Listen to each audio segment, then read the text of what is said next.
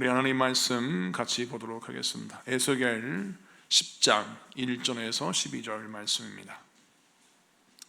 에스겔서 10장 1절에서 12절, 구약성경 1161페이지 에스겔서 10장 1절에서 12절. 우리 교독하겠습니다. 제가 먼저 봉독합니다. 여러분 다 성경 찾으셨으면 제가 먼저 읽습니다. 이에 내가 보니 그룹들 머리 위 궁창에 남보석 같은 것이 나타나는데 그들 위에 보좌의 형상이 있는 것 같더라. 하나님이 가는 배 옷을 입은 사람에게 말씀하여 이르시되 너는 구름 밑에 있는 바퀴 사이로 들어가 그 속에서 숯불을 두 손에 가득히 움켜가지고 성읍 위에 흩으라 하시매 그가 내 목전에서 들어가더라. 그 사람이 들어갈 때에 그룹들은 성전 오른쪽에 서 있고 구름은 안뜰에 가득하며 올라와 성전 문지방에 이르니 구름이 성전에 가득하며 여호와의 영화로운 광채가 뜰에 가득하였고 그룹들의 날개의 소리는 바깥뜰까지 들리는데 전능하신 하나님이 말씀하시는 음성 같더라.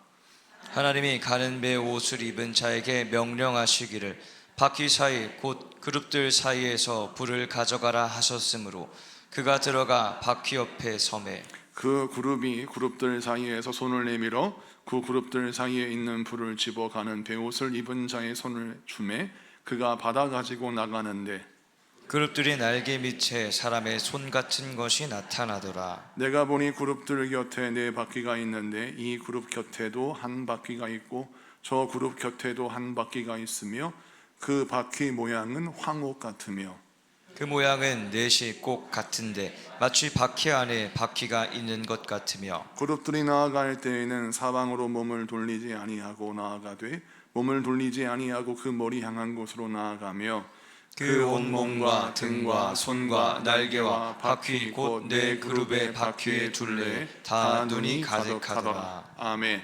할렐루야. 자, 오늘은 에스겔서 10장 1절에서 12절까지 말씀을 통해서 숯불을 성읍 위에 흩으라 라는 제목으로 말씀을 증거하도록 하겠습니다. 자, 오늘 본문을 보면 어떤 내용이 등장하느냐, 우리 하나님께서 가는 베옷을 입은 자에게 명령하시기를 그룹들 사이에 나오는 불을 가지고 예루살렘 위에 그것을 흩으려라 라는 말씀이 등장합니다. 자, 그런데 간단히 설명했지만 오늘 읽은 성경에 보면 정말 많은 환상이 등장하면서 도대체 이게 무슨 말인지 알 수 없는 그런 표현들이 등장을 합니다. 그런데 이것을 다 설명하면 시간이 굉장히 오래 가고 우리가 꼭 알아야 할 표현들 또 알아야 할 말씀들을 짚어가면서 오늘 에스겔서 10장에서 우리에게 주시는 하나님의 말씀을 붙드는 귀한 은혜의 시간이 되기를 축복합니다. 자, 그러면 오늘 1절 말씀을 봅니다. 자, 내가 보니 그룹들 머리 위에, 이 그룹은 무엇이냐? 자, 하나님을 보좌하는 천사들을 그룹 또는 스랍이라고 부르기도 합니다. 자, 천사를 지칭하는 용어가 여러 가지예요. 천사, 사자, 그다음에 그룹, 또 스랍, 이렇게 여러 가지 말들로 부릅니다. 그들의 역할이 있고 그들의 지위가 있고 여러 가지 모습이 다르겠지만, 자, 우리가 일반적으로는 천사들이라고 말을 하는데 그 역할과 위치 이런 것을 통해서 스랍, 그룹이라고 하는데, 이 스랍 또는 그룹이라고 부르는 이 천사들은 여호와의 보좌 곁에서 여호와를 수종드는 천사들을 일컫는 말입니다. 자, 그러면 여호와를 수종드는 천사들 위 궁창에 남보석 같은 것이 있다라고 했어요. 이 남보석은 무엇이냐? 남색의 보석, 그러니까 원어는 사파이어를 말합니다. 여러분, 사파이어로 이루어진 하나님의 보좌의 형상이 등장하는 것입니다. 그 많은 보석을 다 놔두고 이왕이면 다이아몬드로 하시면 좋을 텐데, 아니면 다른 황금으로 그 보좌를 형상화하면 좋을 텐데, 왜 하필이면 남보석이라고 하는 사파이어 보석으로 하나님의 보좌를 상징으로 보여줄까? 이유는 중동 지역에서는 사파이어는 왕을 상징하는 보석입니다. 그래서 왕관이나 왕이 입는 옷이나 왕의 의자나 여러 가지 왕에 관련된 모든 액세서리를 형성하고 만들 때에 사파이어를 주로 사용했습니다. 그래서 남보석, 이 사파이어는 왕권을 상징하는 것이다. 또 숭고한 어떤 고결한 이미지를 상징하는 보석이 사파이어입니다. 자, 그래서 오늘 말씀에 남보석으로 이루어진 하나님의 형상, 무엇을 강조합니까? 하나님이 천지 만물을 지으시고 통치하시고 지배하시는 하나님의 왕권을 강조하시기 위함입니다. 여러분, 환상을 해석할 때 주의할 점이 있어요. 문자 그대로 해석하면 미로에 빠집니다. 왜냐하면 우리 하나님께서 그 당시에 에스겔이 살던 시대에 사람들의 눈높이에 맞춰서 하나님이 전하시고자 하시는 메시지를 환상을 통해서 보여주시거든요. 자, 그럴 때 우리는 만약 하나님이 에스겔과 똑같은 환상을 지금 보여주셨다면 도대체 남보석이 왜 하나님의 보좌를 상징하는 보석입니까? 모르잖아요. 이것을 공부한 목회자가 신학적으로 그 내용을 소개해 줬으니까 알 뿐이지, 그걸 보았으면 이게 무슨 뜻이지? 우리는 모른단 말입니다. 근데 그 당시 사람들은 보기만 해도 딱 아는 거예요. 아, 왕의 보좌구나.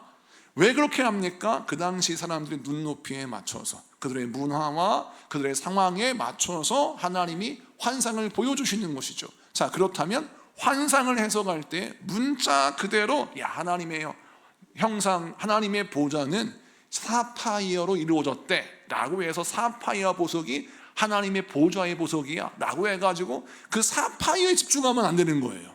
그 의미에 집중을 해야지. 자, 이런 식으로 환상을 해석해야 하는 것입니다. 뒤에 보면 그룹들의 형상이 보이고 또 보좌가 어떻게 생겼는지 바퀴가 있는데 바퀴가 어떤 건 이렇게 돌아가고 어떤 건 저렇게 돌아가고 계속 읽다 보면 도대체 이게 무슨 말이야? 라는 생각이 들죠. 그런데 이 모든 것은 하나님께서 그 희한한, 이해할 수 없는, 정말 이걸 그림으로 한번 그려봤더니 그려지지가 않아요.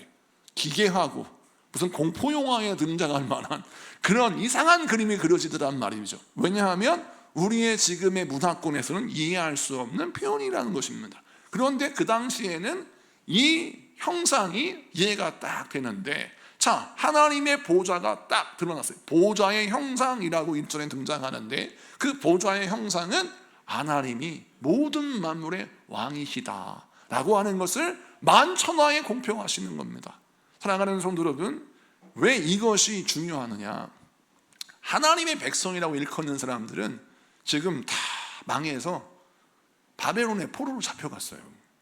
그발 강가에서 강제 노동을 하거나 바벨론에서 포로의 신분으로 살아가고 있습니다. 물론 거기에서 밭도 사고 집도 사고 그들이 경제활동을 하면서 그들이 일생을 살아갈 수 있는 기회와 조금의 자유를 얻었어요. 그러나 그들의 처지가 남들보다 워낙 낮지는 않았습니다. 여러분, 그런데 그들의 상황이 하나님께서 사실은 볼 때, 세상 사람이 볼 때는 하나님의 백성들이 저렇게 초라하게 사는데 하나님이 얼마나 초라하시면, 하나님이 얼마나 능력이 없으면 저 백성들이 저렇게 초라하고 부족하게 살까라고 조롱할 텐데, 놀라운 것은 아무리 이스라엘 나라가 무너지고 성전이 부서지고 또 이스라엘이 망했다라고 손가락질 받아도 하나님의 형상은 전혀 손상이 없이 예나 지금이나 동일하게 남보석으로 이루어져 하나님의 보좌가 빛나고 있다는 사실이에요. 할렐루야. 그리고 이 하나님의 보좌의 형상이 예루살렘 위에 있는 것을 보여주거든요, 오늘 말씀에. 그런데 에스겔에서 우리가 1장을 보았잖아요. 에스겔에서 1장에 볼 때 그발강가에서 에스겔이 보좌의 형상을 보았을 때 그 보좌의 형상은 바벨론 땅에서 보였어요. 자, 정리합니다. 보좌의 형상이 1장에서는 바벨론 땅에서 보였는데 똑같은 보좌의 형상이 오늘 본문 에스겔서 10장에서는 예루살렘 위에 있어요. 이건 뭘 뜻하냐면 하나님께서 바벨론과 예루살렘 모든 땅을 구석구석 하나님께서 다 다스리신다는데, 그 당시 중동 지역에서 가장 힘센 나라, 우리로 말하자면 우리는 지금 현재 이 세상에서 가장 힘센 나라가 어디입니까? 미국이죠. 요즘 관세 전쟁 때문에 큰 어려움이 있는데 도대체 미국이 왜 저러나 싶을 정도로 이상한 짓을 벌이고 있지만, 힘이 장사라서 어떻게 대항할 수가 없는 겁니다. 지금 우리가 강대국 라고 하면 미국을 떠올리는 것처럼 그 당시에는 강대국 하면 바벨론을 떠올리는 거예요. 그러면 바벨론 위에 하나님의 보좌의 형상이 위에 있어요. 그리고 그 당시에 가장 망한 나라, 가장 못 사는 나라, 가장 정말 초라한 나라 어디냐? 예루살렘, 북이스라엘, 남유대 이곳이에요. 자, 하나님의 보좌가 가장 큰 나라에 위에 계시고 가장 작은 나라 위에 계시는데, 하나님은 모든 나라를 통치하시고 모든 땅을 통치하신다는 것을 설명하고 있습니다. 그리고 우리 하나님께서 그 보좌가 전혀 변함이 없어요. 큰 대국 위에, 바벨론 위에 하나님의 보좌가 딱 등장하였을 때에는 그 워낙 바벨론이 강력하고 큰 나라여서 하나님의 보좌가 초라하게 보이는 곳이 아니라 오히려 막 구름이 일어나고 번개가 치고 하나님의 주변을 보좌하는 그룹들, 천사들이 막 정말 무서운 모습으로 등장하는 것을 보게 되면, 아, 우리 하나님은 세상의 권세에는 아무런 상관이 없이 당신의 영광과 권세가 드러나는 것을 보여주고 있습니다. 자, 이 말씀을 통해서 우리 하나님이 우리에게 주신 메시지가 무엇입니까? 우리 상황과 환경이 열악하고 초라하고 때로는 나의 모습이 자랑할 것이 없는 정말 연약하고 초라한 모습이라 할지라도 나의 연약함이 하나님의 강력함을 훼손할 수는 없어요. 나의 실패가 하나님의 영광을 가리지 않아요. 많은 사람이 이런 생각을 합니다. 저도 그렇고요. 내가 연약하면 하나님의 영광 가릴 것 같아서 참 죄송스럽고, 내가 실패하면 하나님의 영광 가린 것 같아서 참 부끄러워요. 그런데 하나님은 말씀하십니다. 너의 실패가 나의 영광을 가리는 실패가 아니야. 너의 무너짐이 나에게 수치가 아니란다. 그 말씀을 주시고 있는 겁니다. 많은 자녀들이 부모에게 자랑하고 싶은 것들이 있어요. 엄마, 아빠, 내가 이렇게 학교에서 상을 받아왔어요. 우리 아이들이 막 자랑하고 싶어요. 우리 직장인들, 또 우리 청년들 직장에 취업을 하고 사업을 하면서 뭔가 이렇다 할 결과물을 딱 내어놓고 그것을 가지고 부모님에게 자랑해서 부모님이 노인정 가거나 누구만 만났다 하면 입이 근질근질해서 내 자식 자랑하고 싶은 그런 말을, 그런 건더기를 하나 주고 드리고 싶은데 그런 게 아무것도 없어요. 그러면 우리가 어떻게 생각하냐면, 나는 부모님에게 부끄러운 존재야 라고 생각한단 말이에요. 그런데 하나님은 우리에게 말씀하십니다. 바벨론에서, 예루살렘에서 우리 하나님의 보좌의 형상이 통일하게 펼쳐지는 걸 보여주면서 우리에게 말씀합니다. 우리의 실패가 하나님의 영광을 가리지 않는다라는 겁니다. 무엇이 우리 하나님의 영광을 가려요? 우리의 실패가 아니라 우리의 죄라는 거예요. 우리 하나님은 우리에게 무엇을 원하시느냐? 성공을 원하시는 게 아니라 순결함을 원하십니다. 많은 사람들이 이것을 헷갈려해요. 순결함? 하나님 앞에 거룩한 신부가 되는 것? 이런 건 하찮은 것이라 생각하고 손쉬운 것이라 생각해요. 여러분, 순결함이 하나님이 원하시는 순결함이 뭐예요? 하나님이 원하시는 청결함이 뭐예요? 그것은 하나님 한 번만 사랑하는 것입니다. 내 삶의 우선순위가 오직 하나님인 것, 그것이 하나님이 원하시는 순결함이요, 전결함이요, 하나님이 원하시는 사랑이에요. 근데 이거는 하찮고 쉬운 거라고 생각해요. 그래서 사람들이 무엇을 꿈꾸냐면, 뭔가 세상에서 이럴듯한, 뭔가 내가 정말 강하고 담대하여서 뭔가 성공을 이루어서 다른 사람에게 자랑할 것이 많은 그 세상적인 성공이 하나님의 영광을 돌리는 것이라고 생각하는데, 하나님 아니라는 거예요. 바벨론의 영광도 하나님 기뻐하시지 않고 예루살렘의 수치도 하나님께서 부끄러워하지 않으시는데, 왜 하나님이 지금 예루살렘에 가 계시느냐? 예루살렘 사람이 착각을 하기를, 하나님께 영광 돌리는 사람들이 하나님 앞에 범죄함으로 우상 숭배하고 순결한 신부가 아니라 음란한 신부가 되어서 하나님을 욕되게 하였으니 하나님의 진노의 불이 지금 예루살렘 가운데 임하는 것입니다. 이걸 통해서 우리 하나님이 우리에게 말씀합니다. 사랑하는 주의 백성들이요, 하나님 한 분만 사랑하는 게 그렇게 어렵습니까? 하나님 한 분만 진실하게 사랑하는 게 그렇게 어렵냐고요. 우리가 늘 고백합니다. 하나님 한 분만 사랑합니다 라고 고백하는데, 여러분, 그게 왜 어려울까요?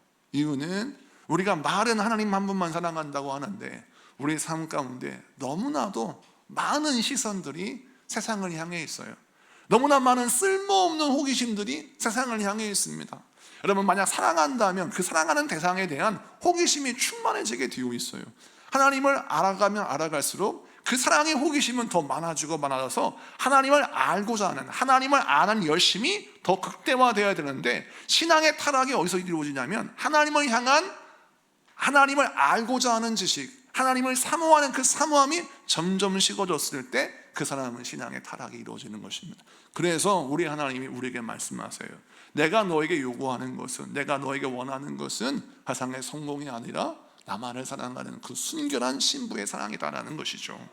오늘 이것을 기억하시고 저와 여러분 어떻게 신앙생활을 해야 합니까?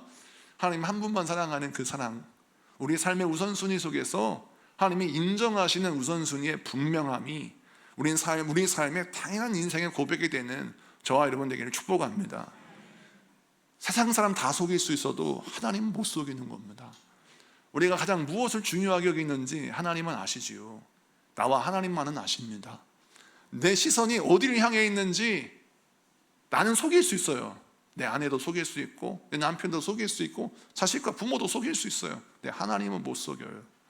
하나님은 우리에게 무엇을 요구하시느냐, 너의 시선이 지금 어디에 있느냐, 나를 바라보고 있느냐, 아니면 너 연약함을 바라보며 한탄하고 있느냐, 아니면 세상의 강함을 바라보며 두려워하고 있느냐, 너는 왜 나 바라보지 않느냐 라고 말씀하시는 것입니다. 오늘 이 말씀 붙들고 여러분 주님 형상 바라보시며 주님 바라보시고 승리하신 여러분에게 축복합니다. 그 다음에 말씀을 보니까 2절, 여러분 같이 한번 읽어주시겠어요? 2절 시작. 하나님이 가는 배 옷을 입은 사람에게 말씀하여 이르시되 너는 구름 밑에 있는 바퀴 사이로 들어가 그 속에서 숯불을 두 손에 가득히 움켜가지고 서거 위에 흩으라 하시매 그가 내 목전에서 들어가더라. 아멘. 자, 오늘 말씀 보면 2절이 굉장히 중요한 핵심 구절이에요. 2절의 말씀을 보니까 하나님의 보좌가 딱 있어요. 그 하나님의 보좌가 누구 위에 있냐면 그룹들, 천사들 위에 있습니다. 그런데 그룹들, 천사들 밑에 바퀴가 있어요. 하나님의 형상, 이 바퀴는 뭘 상징하냐면 하나님의 보좌가 움직인다는 것을 상징합니다. 하나님의 영광이 움직이는 걸 상징해요. 하나님은 어떤 한 곳에 고정되어 있는 분이 아니라 하나님은 천지 만물을 다 주관하시고 운영하시는 분이기 때문에 하나님은 무소부재하신 하나님, 언제 어디서 우리가 무엇을 하든지 하나님은 늘 우리와 동행하시고 함께 하시는 그 하나님의 그 운행을 상징하는 장면이 오늘 본문에 바퀴가 달려있는 하나님의 보좌를 형성화시킨 겁니다. 자, 그런데 이 바퀴가 있는 하나님의 보좌가 딱 보이는데 그때 가는 베옷을 입은 사람에게 하나님이 명령하십니다. 이 가는 베옷을 입은 사람이 누굽니까? 지난주 수요일 날 제가 설교할 때 이 가는 베옷을 입은 천사는 사실 1차 해석은 하나님의 말씀을 수행하는 천사, 1차 해석, 2차 해석은 예수 그리스도를 예표하는 것이라고 말씀을 드렸어요. 왜냐하면 이 가는 베옷을 입은 천사는, 이 사람은 목통을 옆구리에 차고 구원받을 사람, 하나님의 심판이 예루살렘에 임했다 할지라도 반드시 구원받을 사람이 있는데 그 사람들은 누구냐? 아까 제가 서두에 말씀드렸던 것처럼 세상이 다 하나님을 버리고 우상 숭배하여도 목에 칼이 들어와도 하나님 사랑 변치 않고 하나님 바라보면서 하나님 예배했던 그런 사람들이 있더라는 거예요. 그런 사람들을 한 명 한 명 다 찾아다니면서 이마에 표를 찍어주는 사람이 오늘 가는 베옷을 입은 사람이에요. 자, 그러니까 9장에 등장했던 가는 베옷을 입은 사람이 10장에 등장하는데 그 10장에 등장하는 이 사람에게 우리 하나님이 무엇을 주시냐? 숯불을 주세요. 숯불을 주셔서 이 숯불을 가지고 이제 예루살렘에 그 숯불을 흩어라 라고 합니다. 자, 그러면 9장에서는 하나님이 이 예수님을 예표하는 천사를 통하여 구원받을 사람에게 다 이마에 표를 다 찍어줬다겠죠. 이 이마의 표는 오늘날 무엇을 상징합니까? 예수 그리스도의 십자가의 보혈, 그걸 상징하는 거죠. 예수의 피로 거듭나 죄 사함 받은 우리 모두들은 예수의 보혈로 말미암아 구원받은 대속받은 사람들이죠. 자, 그런데 이런 구원받은 사람들 다 구원하시는데 그 예수님이 마지막 때에 하나님의 심판을 행하시는데 심판을 상징하면서 왜 하필이면 숯불일까? 이 숯불은 그 당시 우리는 이 숯불이 고기 구워 먹는 숯불인가 참나무 숲인가 헷갈린단 말이죠. 이 숯불은 무엇을 상징하느냐? 제단의 숯불을 상징합니다. 제단의 숯불은 뭘 상징해요? 하나님께 예배하는 때 번제물을 태우는 숯불. 그러니까 예배의 불, 성령의 불, 뭐 이런 걸 상징하기도 하고, 하나님께 영광 누린 예배에 임하는 부흥의 불, 이런 걸 상징하기도 합니다. 자, 그렇든 간에 숯불이 예루살렘 위에 부어지는데, 이게 중요해요. 이 예루살렘 위에 막 숯불이 떨어져요. 자, 그러면 우리가 생각할 때 이건 뭐예요? 1차적인 해석은 심판이에요. 그냥 말 그대로 불이 떨어지니까 그 불을 받는 사람들은 다 태워지겠죠. 소멸되겠죠. 예루살렘을 향한 하나님의 진노를 표현합니다. 그런데 참 희한한 것은 두 번째 메시지가 있어요. 성경을 해석할 때 해석되지 않는 성경을 그 한 곳만 놓고 해석하면 이단돼요. 성경을 해석할 때는 전체 맥락을 통해 성경을 해석해야 합니다. 하나님께서 숯불을 예루살렘 위에 흩트려서 불의 심판을 허락하시는 듯 보이는데, 이 비슷한 장면이 이사야의 말씀에 등장해요. 이사야 6장에 보면 성전에서 이제 이사야가 하나님의 보좌를 똑같이 목격합니다. 자, 그 장면을 좀 보겠습니다. 자, 이사야 6장 1절부터 보겠습니다. 좀 길지만 여러분 성령 공부를 위해서 한번 같이 읽어보겠습니다. 시작.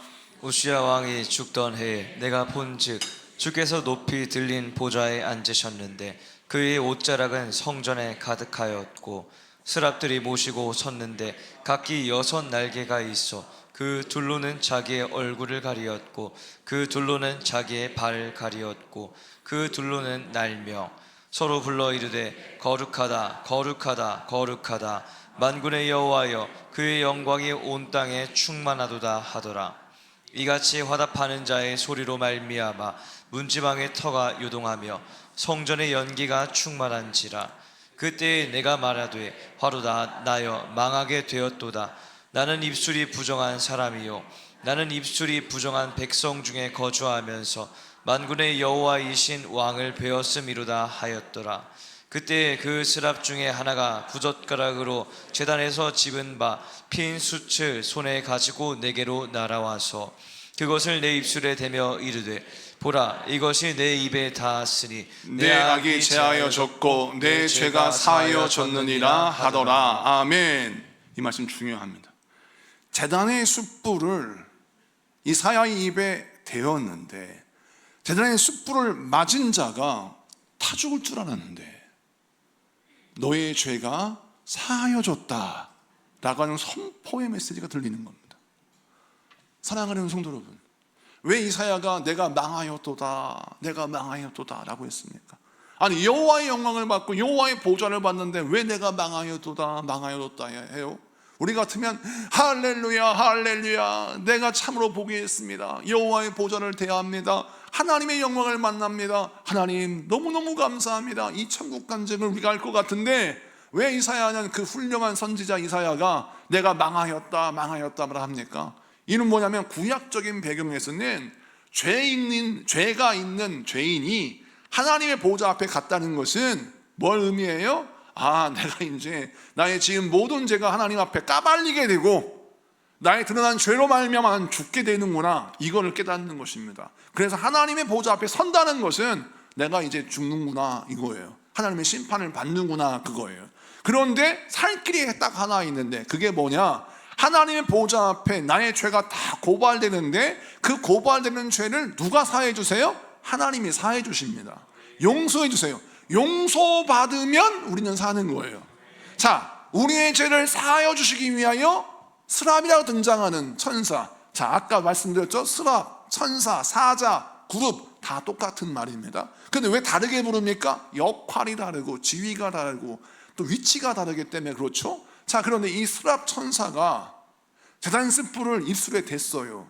그리고 뭐를 선포합니까? 내 죄가 사하여졌도다. 자, 우리 하나님이 제단 숯불을 통해서 죄를 깨닫고 회개하며 내가 망하였다 말하는 이사야의 입술에 숯불을 부음으로 말미암아 그가 죄 사함 받고 구원받은 자가 되게 하셨다는 것은 무엇을 의미하느냐? 예배의 제단의 불이 죄인에게 부어지면 그 제단의 불이 죄인을 태워버리고 망하게 하는 것이 아니라 죄인들을 살리고 정결케 하며 새롭게 하는 은혜로 바뀌어지게 되더라는 것입니다. 자, 그러면 다시 에스겔서 10장으로 넘어가서 자, 2절에 하나님이 자, 가는 베옷을 입은 자 누구예요? 예수 그리스도. 예수 그리스도를 예표하는 그분이 제단 숯불을 가지고 예루살렘에 확 부어요. 그러면 하나님을 경외하지 않고 회개하지 않고 이마에 표를 받지 않고 구원받지 못하는 자들은 와, 우리는 이제 끝났다 이러겠지만, 이마에 표를 가지고 이사야처럼 내가 망하였도다 라고 회개하고 하나님의 구원을 갈망하는 자에게는 어떻게 돼요? 그들의 죄가 사하여지고 구규를 얻고 구원을 받고 네 죄가 사하여졌다라고 하는 놀라운 복이 부어지는 기회라는 것입니다. 사랑하는 성도 여러분, 똑같은 사건을 어떠한 시각으로 보냐에 따라서 열매가 확 달라져요.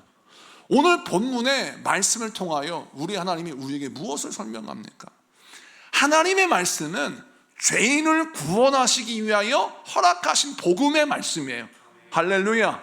우리를 망하는 길로 몰아세우는 말씀이 아니라 우리를 까발려서 우리를 막 발가벗겨서 망신 주려고 우리 하나님이 너는 죄인이야 라고 말씀하시는 그런 엄하고 무서운 말씀이 아니라 우리 하나님께서 우리가 망하였도다라고 느낄 수밖에 없는 죄가 드러나게 하시는 이유는 바로 무엇이냐? 우리를 정결하게 하시기 위하여 제단의 숯불을 우리에게 대셔서 우리를 깨끗해 하기 위해서 우리로 하여금 비로소 하나님의 보좌 앞에 설 수 있는 그 하나님의 영광에 걸맞는 존재로 세우시기 위하여 우리 하나님이 제단의 숯불을 우리에게 부어주신다는 것입니다.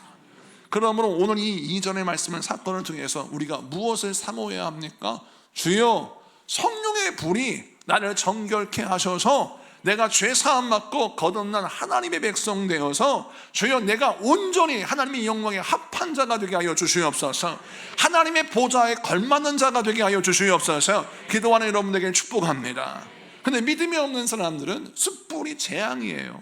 숯불이 심판이에요. 이와 비슷한 내용이 나오죠. 출애굽기에 보니까 모세가 하나님의 말씀을 대언하고 전합니다. 하나님의 심판이 많은데 6월절 어린 양의 피를 문설주와 임방에 바르는 집은 다 산다고 했습니다. 그때 모세가 야, 이거 우리만 알아. 이집트 사람들 절대 얘기하지 마. 우리끼리만 알자 라고 쉬쉬한 게 아니에요. 이 말씀을 선포하고 증거가 전했습니다. 그래서 성경 말씀 보니까 잡족들이라고 등장합니다. 이스라엘이 출애굽을 할 때 순수 혈통 이스라엘 백성들만 탈출한 게 아니에요. 잡족들이 같이 탈출했습니다. 이 잡족이라 일컫는 사람이 누굽니까? 이스라엘 백성들이 아니었어요. 정통 하나님의 백성이 아니었어요. 애굽에 포로로 끌려와 노예로 끌려와 인신매매 당해서 저 시리아 사람, 저 사우디 사람, 저 예멘 사람, 저 아프리카 사람, 정말 여러 민족들이 섞여 있는데 그 섞여 있는 노예들이 모세가 전하는 하나님의 말씀을 듣고 우리도 어린 양의 피를 문설주와 임방에 좀 발라볼까? 라고 순종할 수 있는, 문설주와 임방에 어린 양의 피를 바를 수 있는 기회를 동일하게 얻었어요. 이집트 백성들에게 그 말을 전했습니다. 그런데 그 말을 듣고 순종한 자들은 잡족들과 이스라엘 백성들이 그 말씀에 순종했겠죠. 그러니까 출애굽할 때 이스라엘 백성들을 잡족들이 떠나갔으니까. 그런데 이집트 사람들은 순종하지 않습니다. 왜 그럴까요? 오기죠, 오기. 내가 여태까지 그 9가지 재앙을 오롯이 맞으면서 끝까지 자존심을 지켰는데 마지막까지 내가 자존심을 지키기 위해서 내가 절대 어린 양의 피를 바르지 않아 라고 하면서 모세의 말을 비웃었습니다. 그 결과 모든 이집트의 가정에 사람이건 짐승이건 첫 것은 하나님이 치시는 놀라운 심판이 이루어지는 것이죠. 잘 보세요. 심판의 말씀이 느닷없이 아주 뒤통수를 치듯이 은밀하게 이루어진 게 아니에요. 우리 하나님이 공개적으로 선포하셨어요. 그래서 피할 길을 예비하셨습니다. 자, 하나님이 만약에 심판이 목적이었다면 가만히 잘 때, 모든 백성이 잘 때 그때 그냥 숯불을 확 부어가지고 심판하는 게 낫지 않겠습니까? 아니, 심판이 목적이니까 더 많은 사람을 죽이고 더 많은 사람을 심판하는 게 하나님의 목적이라면, 근데 하나님께서 미리 예고편을 보여주시고 이렇게 심판한다. 왜 이러실까요? 제가 이번에 전쟁을 보니까, 우크라이나와 러시아 전쟁을 보니까, 또 여러 지역들의 전쟁을 보니까 뭔지를 알 수 있겠어요. 먼저 전투기가 폭격을 할 때 방송을 하더만요. 여기에 곧 미군 전투기가, 폭격기가 폭탄을 투하합니다. 지역 주민들 다 여러분 도피하십시오. 이번에 이란이 핵시설을 미국에 폭격당했잖아요. 그때 미국이 다 방송했답니다. 여기 지금 폭격하니까 주민들 다 피하라고. 여러분, 진짜 그 지역을 초토화시키고 그들을 망하게 하려면 왜 광고합니까? 몰래 가서 때려버리지. 근데 그 목적이 뭐라는 걸 밝히는 거예요. 나는 당신들을 해하는 데 목적이 있는 게 아니라 이 핵시설을 파괴하여서 중동 지역의 평안을 만들기 위하여 폭격을 하는 거니까 여러분, 죽기 싫으면 다 피하십시오. 이렇게 광고하는 게 아니겠습니까? 인간의 전쟁도 이렇게 하는 것처럼 하나님이 왜 공개적으로 예루살렘에 숯불을 부어주신 이유를, 광경을 왜 보여주세요? 이유는 이스라엘 백성들로 하여금 아직도 회개하지 못한 자들에게 너희가 이 제단 숯불이 심판의 불로 받을지 구원의 불로 받을지 네가 결정해라 이거예요. 할렐루야. 사랑하는 성도 여러분, 우리 제단의 숯불을 어떤 불로 여러분 간직하고 원하십니까? 나를 망하게 하는 불로 간직하고 싶어요? 여러분, 나를 살리는 불로 간직하고 싶습니까? 우리는 하나님의 은혜를 받아 누렸을 때, 그 하나님의 은혜를 받아 누리며 그 은혜로 말미암아 거듭나고 새로워지고 하나님의 백성 되어서 복된 삶을 누리는 존재가 되어야 돼요. 그런데 하나님의 은혜를 받을 때 마음의 그릇을 탁 엎어놔요. 마음의 그릇을 깨버립니다. 그래서 말씀을 들으면 그 말씀을 고지고대로 듣는 게 아니라 삐딱하게 듣는 거예요. 하나님이 뭘 잘 모르셔서 저런 말씀하시지. 내 상황이 이렇게 힘들고 어려운데 내가 한가롭게 하나님께 예배드릴 수 있는 상황도 아니고요. 내가 하루 벌어서 하루 먹고 사는 사람인데, 내 인생에 치열한 전쟁과 같은 사람인데 하나님께 기도하는 게 쉬운 일이 아니에요 라고 하면서 하나님의 말씀을 나와 상관없는 말씀으로 들으면 똑같이 하나님의 제단 숯불이 나에게 부어지는데 그 불을 받아 누리지 못하고 심판의 불로 내가 바꿔버리는 어리석은 죄를 범한다는 것이죠. 그래서 오늘 이 말씀을 통해서 다시 한번 우리가 어떤 결단을 해야 합니까? 주여, 제단 위에서 선포되는, 강단위에 선포되는 모든 말씀이 나를 살리는 말씀 되게 하여 주시옵소서. 성경 66권에 선포되고 증거되는 모든 우리 예수 그리스도의 증언과 하나님의 말씀이 나를 살리는 불이 되게 하시고 나의 죄를 씻기시는 정결의 말씀이 되게 하시고 그 모든 말씀이 나에게 능력이 되게 하여 주시옵소서. 기도하는 여러분에게 축복합니다. 그 다음에 말씀을 보면 시간이 너무 많이 가는데 한 말씀만 더 하고 마칠게요. 오늘 말씀에 그러면 그 제단의 숯불이 어디서 등장하느냐? 바퀴 사이에서 그걸 받으라 그래요. 자, 그러면 왜 제단의 불이 하나님의 보좌 아래에 있는 바퀴 사이에서 그 불이 나올까? 이건 뭘 의미하냐면 하나님이 우리에게 은혜의 불을 주실 때 그 은혜의 불은 항상 어디에서부터 흘러나오느냐? 하나님의 보좌에서 흘러나온다. 그 말씀을 전하고 있는 것입니다.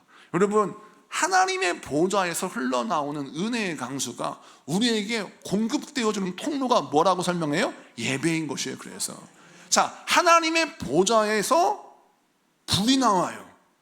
그 불을 가지고 그 불을 던지고 그 불을 만지게 했을 때, 그 불을 입술에 대었을 때 이사야가 죄 사함 받고 이사야가 사명을 받고 승리하고 하나님께 쓰임 받고 성령의 불을 받아 베드로가 말씀을 증거해서 3,000명이 회개하고 예수님의 제자들이 또 하나님의 백성들이 말씀을 증거하고 성령 충만하여 정말 박해의 시대, 핍박의 시대에서도 그리스도인들이 로마를 복음하는 놀라운 역사가 일어나잖아요. 이런 놀라운 역사의 흐름을 보니까 그들이 받은 은혜의 통로가 어디였어요? 하나님의 보좌에서 흘러나오는 숯불, 제단의 숯불, 예배를 통해서 나에게 은혜가 공급되면 그 은혜가 공급되어지는 예배를 통해 공급되어지는 그 은혜의 불을 받아 누리는 자들이 세상을 살리고 나를 살리고 세상을 살리는 그런 존재가 되더라는 것입니다. 그래서 오늘 말씀을 통해서 우리가 어떤 결단을 해야 돼요? 우리 예수님이 우리를 살리시고자 하늘 보좌에서 나에게 불을 주시고 말씀을 주시고 은혜를 주십니다. 그러므로 이 말씀을 붙들고 우리는 어떻게 받아 누려야 합니까? 나를 살리는 말씀이 오늘도 나에게 허락되어집니다. 주여 내 영혼을 살려주시옵소서, 내 가정을 살려주시옵소서, 나의 생명을 살려주시옵소서. 기도하는 여러분에게 축복합니다. 여러분, 하루 종일 인생을 살면서 하나님의 은혜를 묵상하는 시간이 많습니까? 아니면 사람의 말을 묵상하는 시간이 많습니까? 많은 사람들이 놀라운 것은 하나님의 말씀을 묵상하는 시간이 많은 것 같지만 그렇지 않아요. 사람의 말을 묵상하는 시간이 너무나 많아요. 오늘 내가 출근했을 때 오전에 김 과장님이 나한테 했던 말, 그게 무슨 말일까 고치면서 나보고 그만두라는 건가? 내가 일을 너무 못해가지고 나보고 사표 내라는 건가? 또는 카톡이나 띄고 왔는데 과장님, 난 과장님이 말씀하신 그 내용이 받아들일 수 없습니다, 제 생각은 다릅니다 라고 했는데 이 김대리가 나한테 개기는 건가? 하루 종일 마음이 막 쓰라려요. 도대체 이 김대리는 내가 무슨 말만 하면 콩닥콩닥 말대꾸하고 왜 내가 문제가 있나? 제가 여러분 한 일예를 말씀드리는 거예요. 우리는 하나님의 말씀을 묵상하는 시간보다 세상의 반응을 묵상하는 게 너무나 많아요. 그래서 카톡을 보고 또 보고 잊어버릴만 하면 또 봐, 문자를 또 보고 또 봐요. 내가 카톡을 보냈는데 답장이 1시간 있다와 그 시간을 보고 막 화가 나죠. 막 제 얘기하는 거 아닙니다 여러분, 혹시 오해하지 마세요. 일반적으로 우리 현대인들이 살아가는 삶의 스트레스를 설명하는 겁니다. 우리가 어떤 분들 같으면 그런 게 무슨 스트레스예요 목사님 하지만 정말 많은 그리스도인들이 이 사소한 것에 발목이 붙잡혀 하나님을 묵상하지 못해요. 여러분을 성령 충만하지 못하게 하고 여러분을 넘어뜨리게 하는 대적은 무엇이라고 생각하십니까? 하나님을 향한 여러분의 시선을 빼앗는 카톡이요, 하나님을 향한 시선을 빼앗는 쓸모없는 관심이에요. 여기엔 센서를 꺼야 됩니다. 센서를 꺼야 돼요. 그런 데는 둔감해 주셔야 합니다. 어떻게 둔감해요? 김대리가 또 김 과장님이 말씀하실 때 또 말할 때 그거 가지고 하루 종일 묵상하지 말고 아 그렇구나 라고 팩트만 여러분 습득하고 정보를 습득하고 그것을 어떻게 풀어갈 것인가 대안을 세우고 1안, 2안, 3안 대안을 세우고 아 이렇게 하면 되겠구나 라고 결론이 났으면 딱 접어요. 그래서 머릿속에 둬요. 지퍼를 잠궈. 다시는 보지 마요. 그리고 뭘 생각해요? 나를 도우신 하나님, 나를 살리시는 하나님, 나와 함께 하신 하나님, 그 하나님을 묵상하고 살아가도 부족한 시간이 우리 인생의 시간이에요. 하나님은 여러분의 하나님이에요. 하나님의 보좌가 여러분 위에 있습니다. 여러분을 지키고 보호하시기 위하여. 우리가 생각할 때는 하나님의 보좌는 자기 잘난 사람들, 그런 사람들 인생 위에만 또 있고 나같이 못난 사람들 위에는 하나님의 보좌는 없는 것처럼 느껴지잖아요. 성경에 분명히 나와 있지 않습니까? 바벨론 위에도 하나님의 보좌가 있고 예루살렘 위에도 하나님의 보좌가 있고 심지어는 그발강가 그곳에서 하나님의 보좌가 있고 이사야가 예배하는 성전 위에도 하나님의 보좌가 있어요. 여러분 삶의 현장에 하나님의 보좌가 있어요. 왜 그것을 믿지 못하고 왜 여러분 버림받았다고 낙심하고 좌절합니까? 우리 하나님이 여러분 인생 가운데 좌정하셔서 여러분을 다스리셔서 여러분에게는 축복의 불이 되고 여러분에게는 살리는 불이 되고 여러분에게는 승리 불이 되게 하는 은혜를 부어주실 줄로 믿습니다. 나같이 찬양하고